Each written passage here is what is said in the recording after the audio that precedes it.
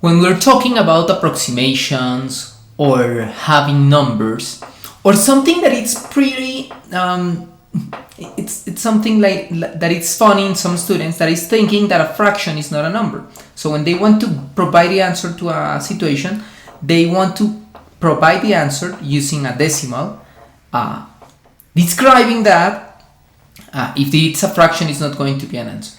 So the first thing to know is that a fraction is also a number, therefore it could be an answer. But on the other hand, it's important to know when a fraction could be a recurring decimal or a repeating decimal, and when a fraction is not going to lead you to a recurring decimal or a repeating decimal. So this is what we're going to do, and to show you what are the numbers that provides recurring decimals, first let's see what are the fractions that provide a finite decimal. So for example, if you have any fraction that whose denominator is 2 or any power of 2, we know that it's a finite decimal, because for example 1/2 is 0.5, 1/4 is 0.25, 1/8 is 0.125, and so on and so forth. So the first thing is for you to understand that any fraction whose denominator is a power of 2 is going to be a repeating decimal. Obviously, the greater the power of the 2, so the greater the amount of decimals. But even so, it's going to be a finite decimal. Other type of fractions that are going to be repeating finite decimals are the fractions whose powers are 5. So if you use 5, 1/50, 0.2, and any other fraction whose power, in which you use a power 5, it's going to be a repeating decimal. So on and so forth. So when you have a fraction and the denominator is 5 or a power of 5, so you're going to have a repeating decimal.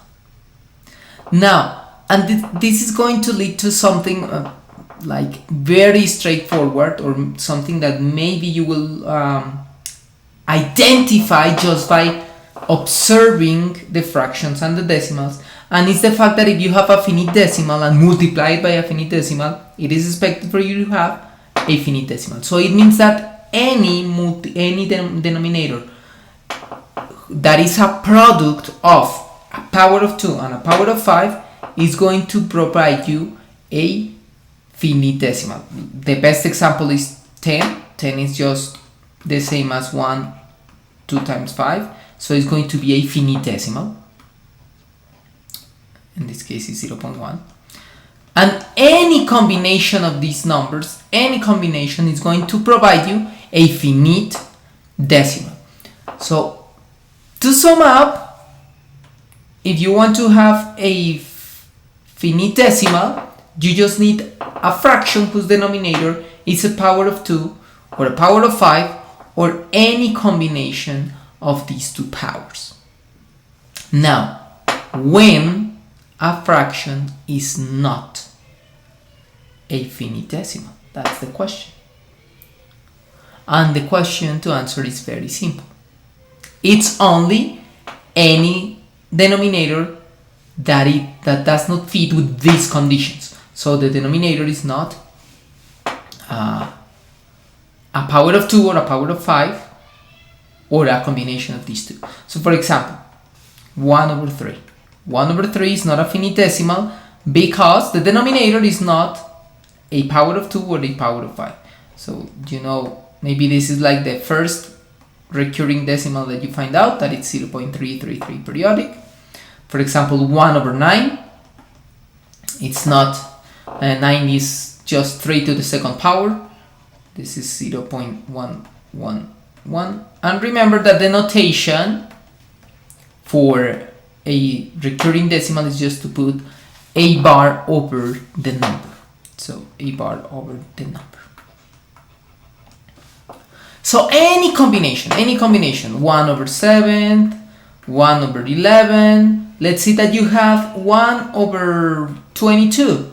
22 could be expressed as 11 times 2, but even so, we have 2, it's multiplying by 11, and it's not a 5 or a power of 5 or 2 or a power of 2, so therefore this is not going to be a finite decimal. This is going to be a recurring decimal.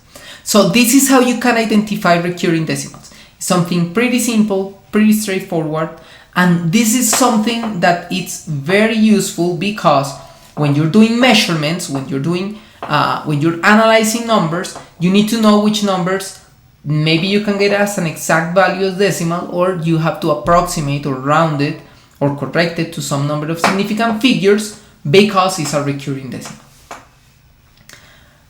And this is what I wanted to show you in this video about recurring decimals and how to know when a fraction is a recurring decimal. So see you in the next video, and I hope that you enjoy.